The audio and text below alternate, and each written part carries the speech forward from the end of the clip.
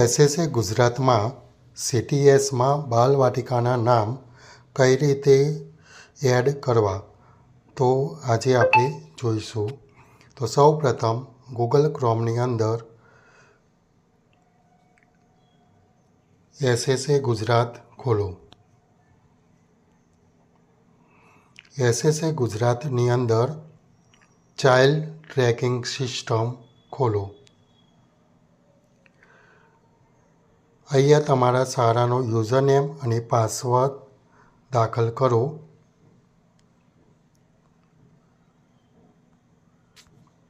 અને જે કેપ્ચા બતાવે છે એ એન્ટર કરો.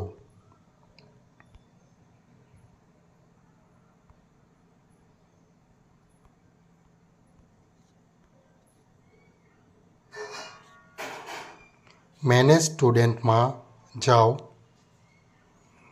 એની અંદર બાલવાટિકાની અંદર એન્ટર કરો. અહીંયા જોઈ શકો છો કે પહેલાં રાજ્ય સિલેક્ટ કરો, ગુજરાત.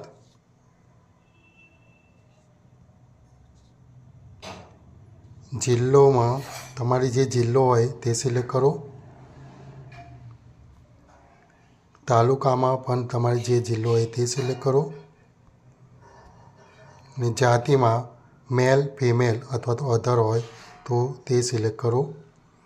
અહીંયા તમારી જન્મ તારીખ બાળકની નાખવાની છે.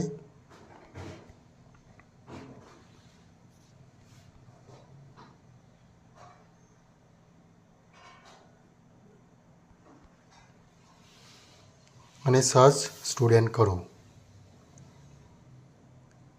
અહીંયા અલગ અલગ શાળાઓના વિદ્યાર્થીઓના નામ બતાવશે.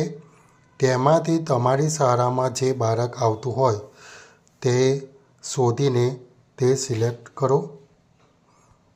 ને અહીંયા બાજુમાં એડ આપેલું છે તેના ઉપર ક્લિક કરો. હવે તમારું જે શાળામાં બાળક આવતું હોય તેની વિગત બતાવશે.